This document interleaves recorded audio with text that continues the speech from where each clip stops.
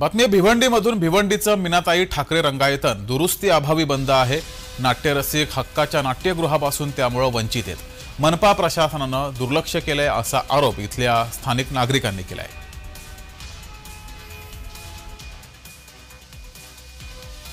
रिहर्सलसाठी hall नाही का काही नाही, त्याच्यामुळे त्यांची ती आवड निवड ती तिथेच खुंटली जाते। अशा प्रकारे आम्हाला खूप म्हणजे नाट्यगृह मिळणं अत्यंत गरजेचं आहे।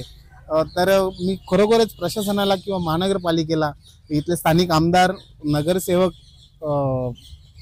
हे आपले माननीय बालेमामा म्हात्रे त्यांना मी सांगू इच्छितो की तुम्ही खरोखरच याच्याकडे जास्तीत जास्त लक्ष घाला आणि लवकरात लवकर आमचा हक्काचा उपयोग आहे हे नाट्यगृह लवकरात लवकर चालू करावं अशी आमची खूप इच्छा आहे।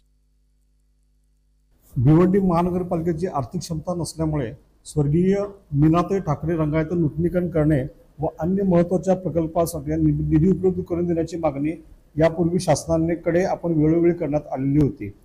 त्यास अनुसरून नाट्यगृहाच्या दुरुस्तीसाठी शासन निर्णय मनपा 2024 प्रकरण क्रमांक 858 अन्वये 15 मार्च 2024 अन्वये 15 कोटी इतका निधी शासनाने उपलब्ध करून दिला असून त्यापैकी 75% हिस्सा हा राज्य शासनाचा व 25% हिस्सा हा महानगरपालिकेचा असणार आहे।